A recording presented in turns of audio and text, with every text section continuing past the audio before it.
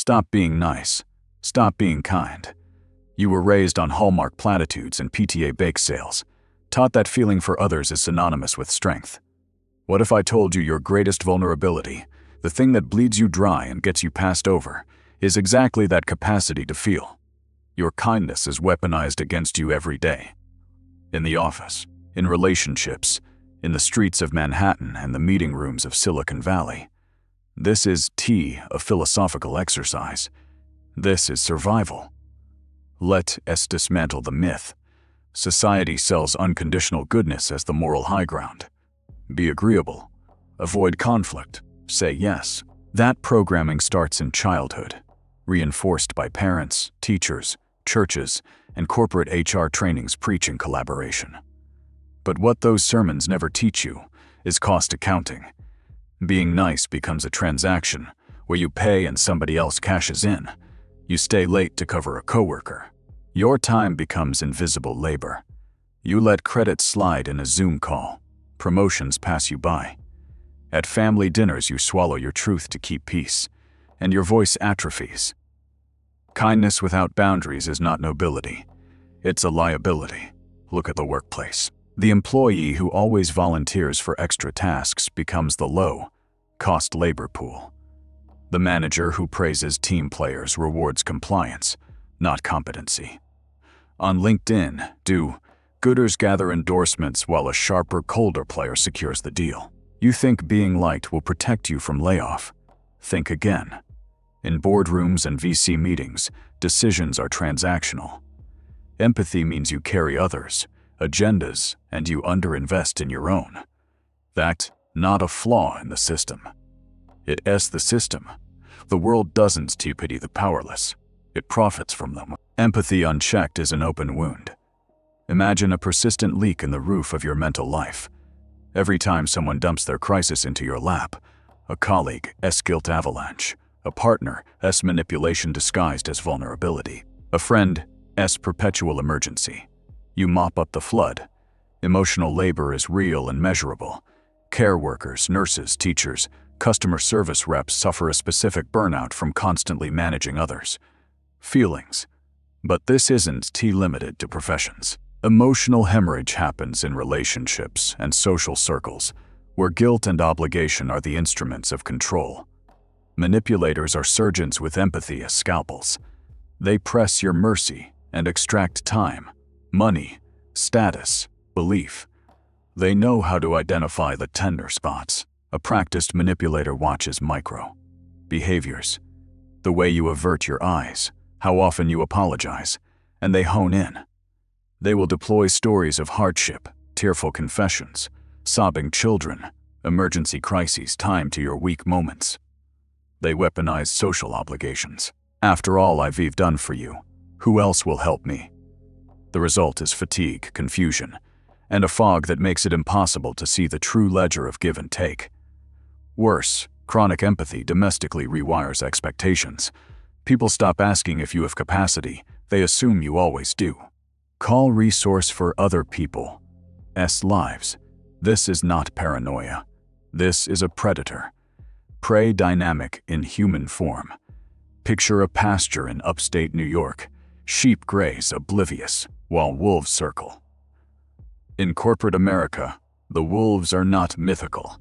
They are charismatic executives, opportunistic colleagues, influencers who monetize sympathy. On Tinder and in modern dating, emotional players exploit your compassion to fast, track intimacy, and then vanish. In politics, flashy populists invoke sympathy and siphon loyalty. Machiavelli wrote from a world of sharp elbows and court intrigues. For a reason, power rewards the ruthless and punishes the naïve. It is better to be feared than loved, if you cannot be both.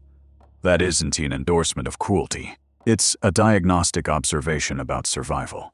Accepting that truth changes your posture. You don't have to become cold-hearted. You must become strategic. Empathy in raw form is a wound. Empathy wielded with discretion becomes a radar. The crucial first step is to recognize the costs you've already paid. Opportunities missed because you were the unpaid emotional first responder. Autonomy eroded by perpetual compliance. Identity diluted by always accommodating others. Narratives. Those are tangible losses. Missing a promotion because you didn't advocate for yourself is economic harm. Allowing someone to erode your boundaries is dignity stolen. These are not abstract moral failures. They are measurable deficits in your life's balance sheet. Let me give you a short story from a Brooklyn startup. Sarah stayed late every night to help a teammate with code. She did this for years.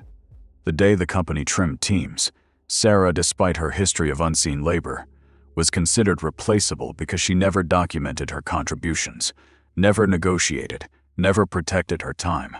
Her kindness made her invisible.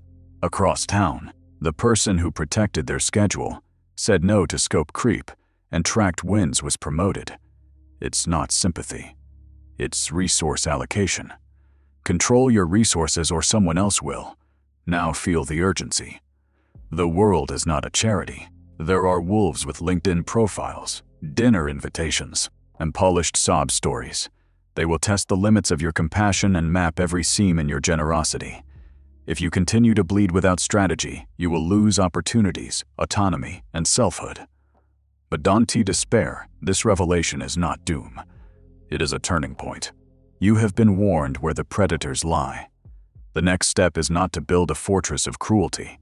It is to construct defenses, to harden your edges and choose where empathy is invested like a resource, not always spent on demand. You've seen the danger, you've felt the sting. The world rewards those who protect their interests. The next move is to learn the art of strategic disengagement, to stop bleeding and start regulating. You are not being asked to become a monster. You are being asked to become a strategist. Prepare to build shields, to practice detachment without losing your humanity, to transform empathy from a liability into an instrument. It begins now. You stop being nice by accident. You become deliberate about your kindness. Good. You heard the wound. Now you build the armor. Stop pretending the only alternative to being drained is becoming a monster. The alternative is mastery. The rest of this block is a field manual. Concrete, practical, ruthless in clarity. On how to fortify your emotional landscape so empathy becomes a tool you wield, not a leak you mop. First, understand the distinction that changes everything. Empathy is feeling what another feels. Compassion is choosing to act in a way that helps without absorbing that feeling into your chest like a poison. Empathy without boundaries is like walking into a stranger's house and rearranging your furniture around their grief. Compassion with boundaries is sliding them a blanket from your couch and keeping your own thermostat set. Repeat this until it sinks in.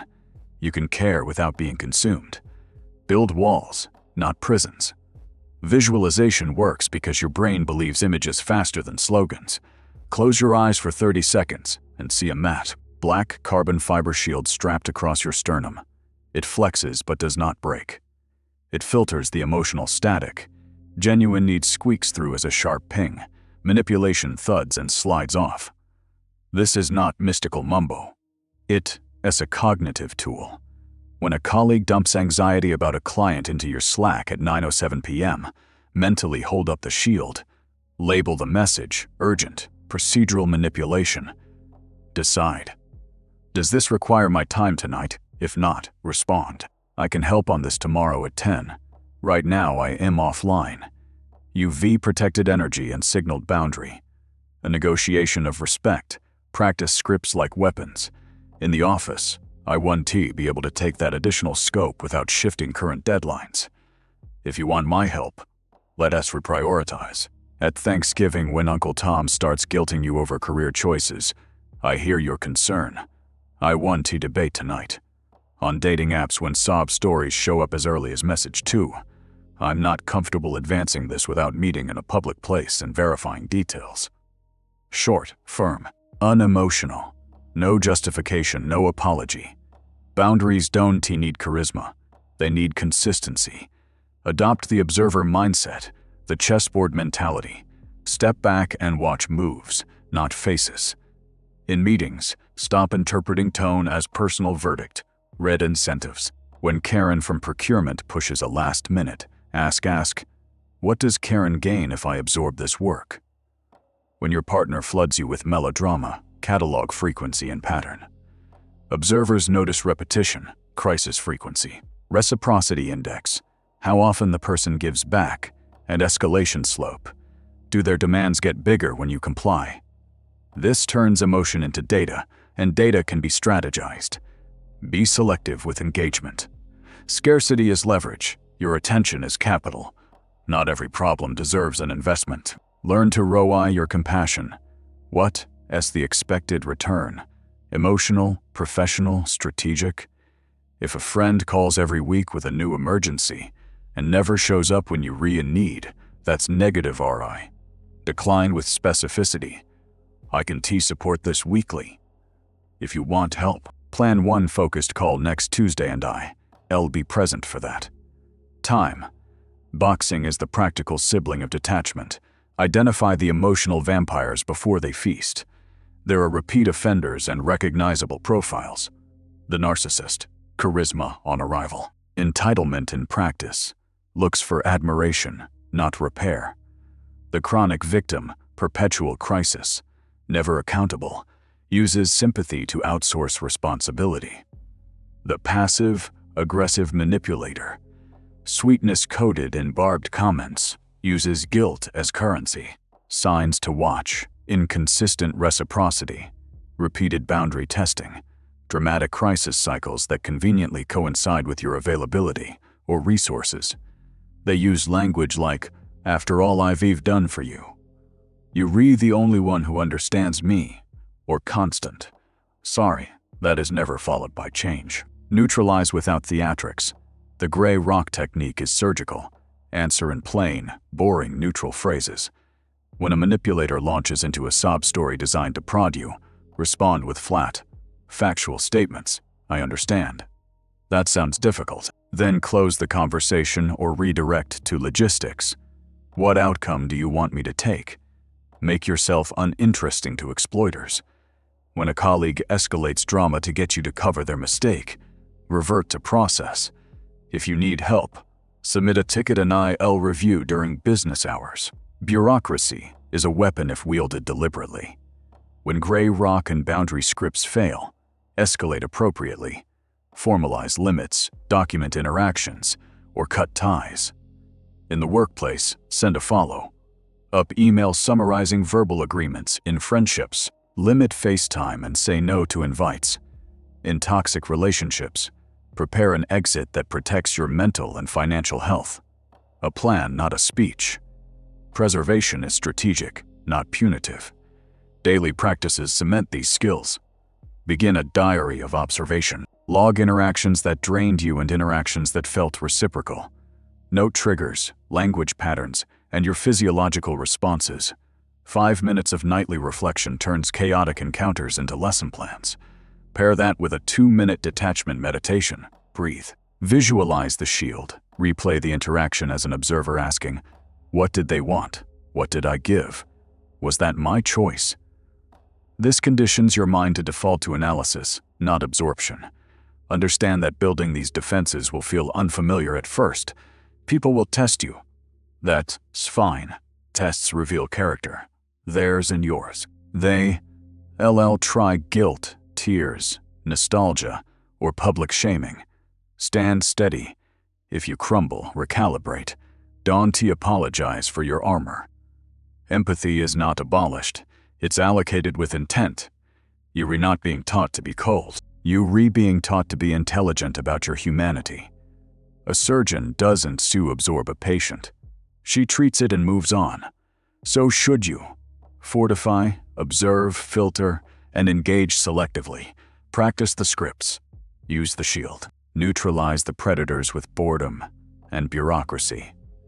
Now that your defenses are in place and your emotional ledger is audited, the next step is to flip the lens, not just protect yourself. It's time to wear the Machiavellian lens and read motives like road signs. What if everything you were taught about motivation, loyalty, and kindness is a theatrical prop, and the real currency is power? Listen, Machiavelli didn't advise cruelty for sport. He cataloged human behavior like a surgeon catalogs contagions. If you want to stop being a predictable target, you must adopt his diagnostic lens. This is not philosophy class. This is fieldwork. Start with the pillars. Vert is not morality. In modern terms, think of it as skill, agency, credibility, the capacity to execute under pressure. It asks the startup founder who pivots after a product flop, not the one who waits for approval from every investor in Sand Hill Road. Verted is decisiveness, competence, and the reputation that comes from consistently delivering results. Fortuna is the random weather of life. The market crash, the sudden layoff at a midtown ad agency, the viral LinkedIn post that makes you a name overnight. Fortune favors the prepared. You don't pray for luck. You shape circumstances so chance hits your sails, not your face. Outcomes matter more than intentions. Results are the only language the boardroom, the voters, or the market respect. Now, accept the human baseline. People prioritize themselves. That is not cynicism. It's biology and incentive structure. Your neighbor won't pick up your slack at work because they feel sorry for you. They do it because it benefits them or because it signals something to their boss. Your romantic partner will sometimes act out of need, not love. Your client will look for the cheapest option, not the most ethical. Assume self-interest as default, and you get strategic. Not surprised. You stop being shocked when they do. Next, learn to read the unsaid. Words are theater. Everyone wants to sound reasonable. What reveals the playbook are micro, behaviors and patterns. Baseline is everything. Observe how someone acts when there's no pressure. Then, watch them under stress. Do they apologize reflexively? Do they shift gaze to supervisors before answering? Do they smile only when talking about themselves? Clusters of small tells beat anyone flashy sign. A candidate at a job interview who claims teamwork, but glances repeatedly at the door when leadership is mentioned is signaling priorities. In meetings, watch where attention flows. Who do people defer to? Who interrupts? Whose name never appears on slides? Those are the real hierarchies, not the org chart printed in PDF. Learn to translate incentives. Every action answers a hidden question. What's in it for them? Are they building credit with your manager, angling to be your successor, or genuinely aligned on outcome? When a friend always needs bailouts right after payday, what pattern is that? Turn interactions into intelligence. Make it a reflex. Pause. Decode motive. Then select a calibrated response. That mental habit is how you convert empathy into reconnaissance. You care enough to collect data, not enough to be drained by it. Pay attention to language friction, the inconsistencies between speech and behavior. A CEO who preaches open door, but won't meet you unless HR schedules it is telling you. The door is symbolic. A partner who says you, my priority, but cancels plans for work repeatedly is exhibiting priority mismatches. Follow actions, not adjectives. In American culture, performance matters more than promises. The streets of Manhattan and the floors of a Chicago trading desk reward those who act, not those who promise. Now, about the myth of unconditional friendship. In the US business world, alliances are transactional. That's okay. Transactional alliances can be durable if they reciprocal and competence based. The mistake is to confuse warmth with loyalty. People will stand with you as long as standing with you serves them.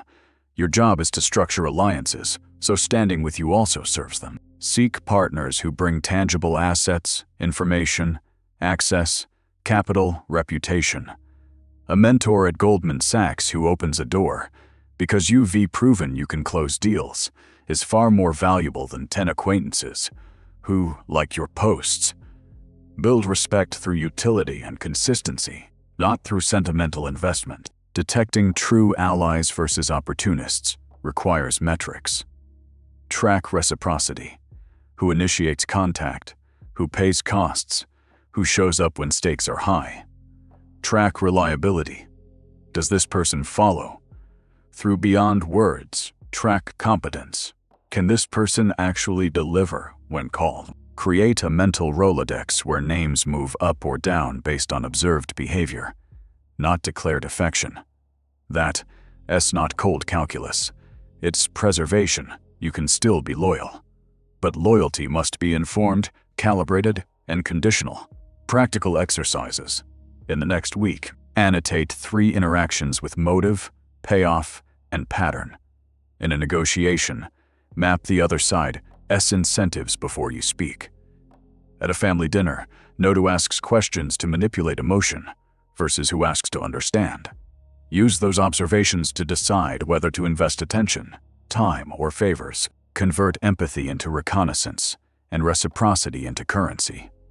Finally, ritualize skepticism without becoming paranoid. Your Machiavellian lens is a tool, not a worldview that turns everything into treachery. Use it to anticipate, not to alienate. Test your assumptions with questions that expose incentives gently. What would success look like for you? Who benefits if this happens? Make transparency a habit. People reveal motives when asked with calm precision. You confront resistance. Friends will call you cold. Colleagues will accuse you of calculating. Ignore the theater. The alternative is bleeding out unseen. This lens, virtu, fortuna, human self-interest, motive reading, alliance metrics, is your new diagnostic kit.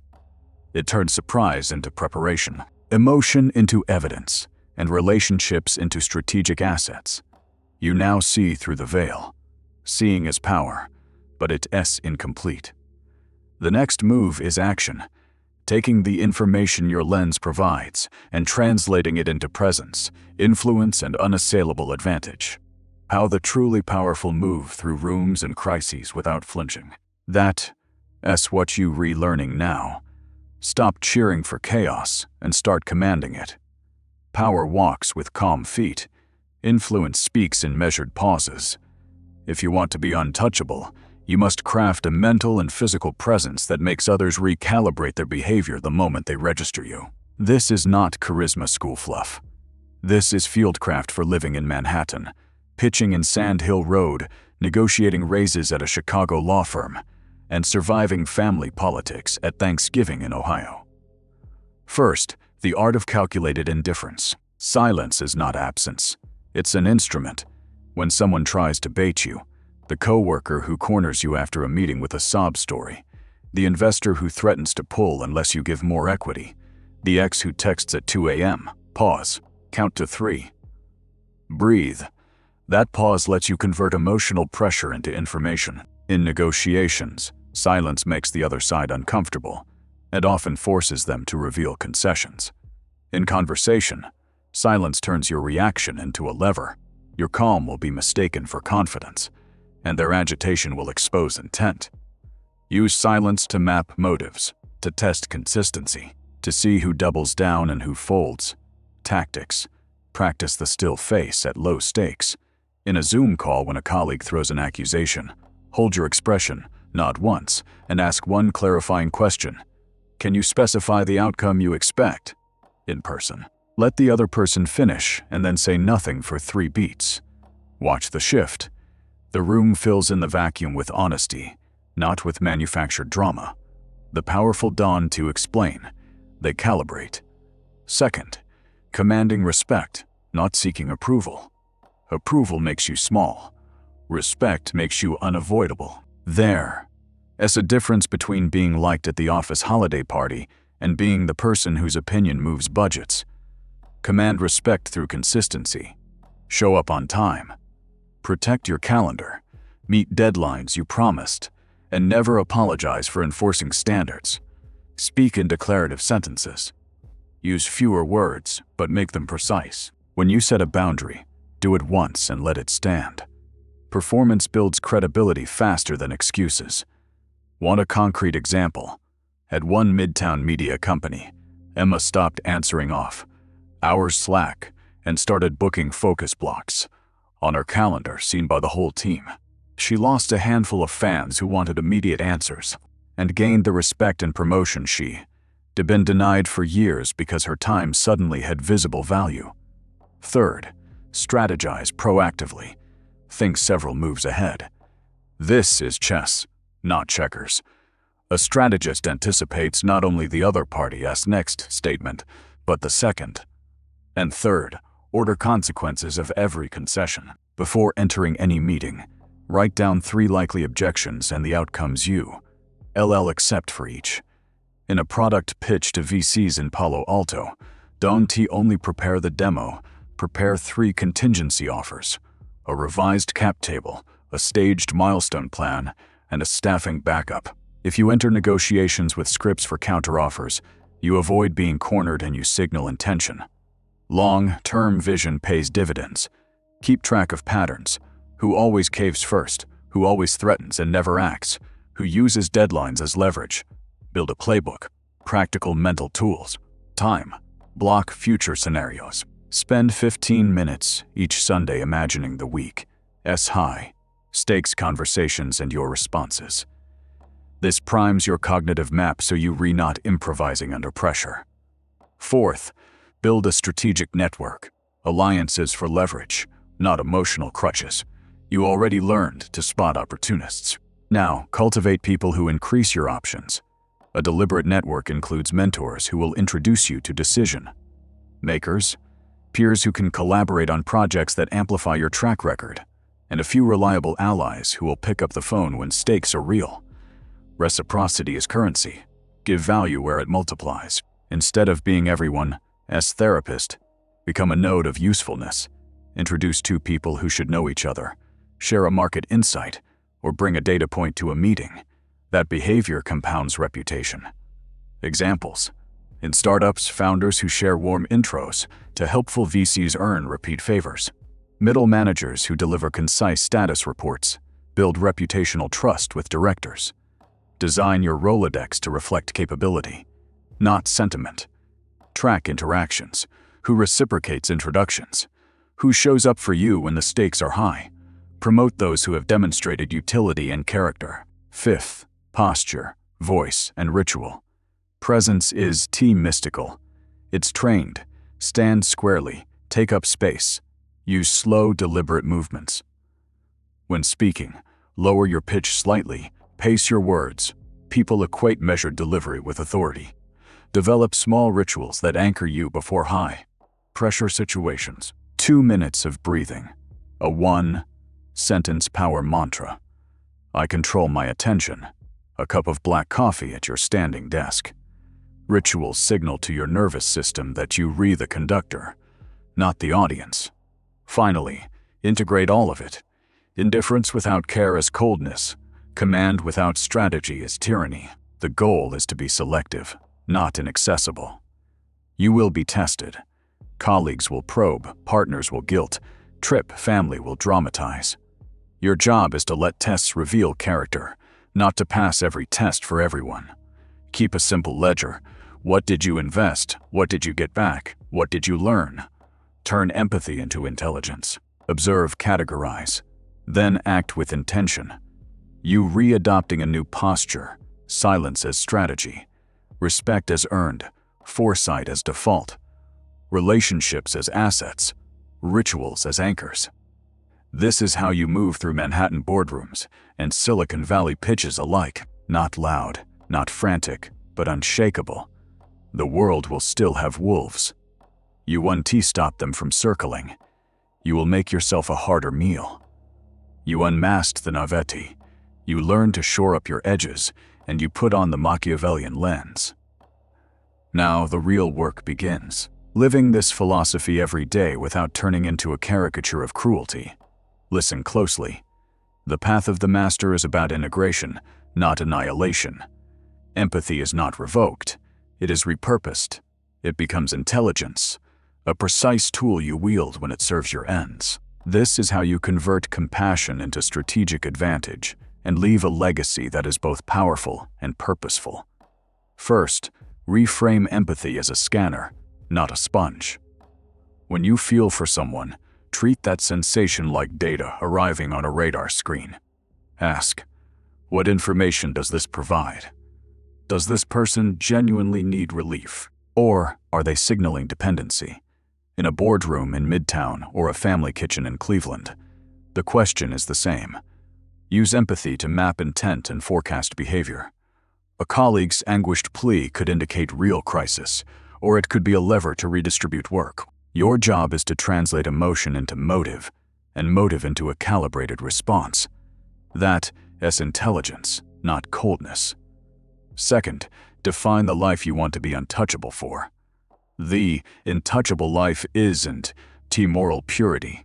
It's structural sovereignty. It means your calendar, finances, and mental bandwidth align with a mission only you author.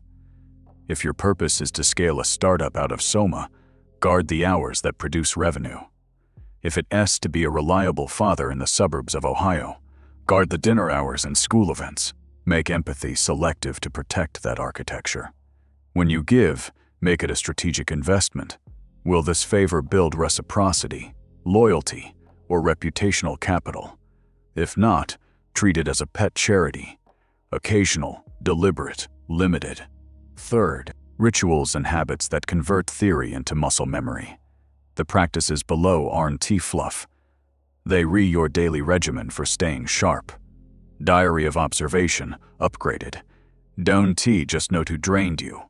Log the incentive, the pattern, and the result. For example, colleague A asked for last-minute help. Incentive, avoid blame. Pattern repeats every quarter. Result, I lost focus on deadline X. Over time you see the recurring predators and the true allies. Data beats feelings. Attachment meditation, specific. 5 minutes, twice daily. Visualize the carbon fiber shield across your sternum, then replay the day. Encounters as if you rereading a deposition. Unemotional, precise. Ask, what did they want? What did I concede? What cost did I incur? This trains your nervous system to default to observer mode. Boundary rehearsals. Practice your refusal scripts out loud until they re-natural. I can take that on without shifting priorities. I'll assist on Tuesday, not tonight. I am offline until morning. Keep them unemotional and short, like a 6-word headline. They land harder and cost less. Strategic reading. Consume history, psychology, and negotiation case studies. Read Machiavelli alongside modern minds. A CEO memoir from a Manhattan hedge fund. A negotiation manual used in Chicago law firms. A behavioral economics paper from MIT. Build a cross-domain mental library so your empathy is informed by context. Fourth, execute an alliance audit. Your network becomes either ballast or ballast that sinks you. Create 3 columns. Allies, acquaintances, drains. Record the asset they bring. Access, credibility, money, skill. For acquaintances, note potential leverage. For drains, schedule downward movement or exit. Practical example. Introduce a reliable peer to a useful investor in San Francisco, only if that peer has demonstrated competence. The favor you extend should amplify your brand, not dilute your capital. Fifth, operationalize moral economy. Decide in advance where your empathy will show up and under what conditions. Will you fund 1 internship a year? Will you mentor 2 promising people, but only if they commit to quarterly goals? Will you donate a fixed percentage of income to causes that pass your integrity filter? Structure generosity so it scales with your life rather than sapping it. That way you re-generous on your terms. Powerful and principled. Sixth, accept resistance and use it as feedback. When you start enforcing boundaries, you will lose some people. That's the price of sovereignty. More important, you will also reveal who respects you. Those who protest your limits loudest often depended on your previous overextension. Their discomfort is data, not indictments of your character. Recalibrate, not retreat. Seventh, commit to continual sharpening. The world mutates.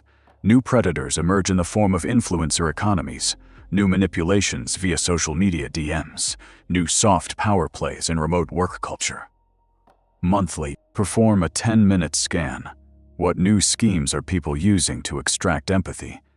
Update your scripts, revise your shield imagery, tweak your rituals. Mastery is iterative. Eighth, translate mastery into leadership. A leader who protects their people without being a doormat is rare. Use your newfound discipline to create structures for others. Clear sloughs at work. family rituals that prevent emotional dumping, transparent communication norms in your social circles. Leaders who institutionalize boundaries multiply their influence while protecting their team's humanity. Make this a covenant with yourself. The choice was exposed. Continue bleeding for others, convenience, or build a life where empathy is a tool, not a liability. The map is laid out: scan, filter, allocate, ritualize, audit. These principles will not make you immune to pain, but they will make you hard to exploit. They will let you channel your humanity into acts that matter and preserve the energy to do them at scale. If this message ignited something in you, act now. Type "I am untouchable" in the comments to seal your commitment. Share this with someone you want to see stop being a walking target. Hit like to spread the truth, and subscribe to join a community that sharpens its mind like a weapon and forges its life like a blueprint. The knowledge is given. The choice is yours. Stand up, strategize, and become the architect of a life no one can co-opt today.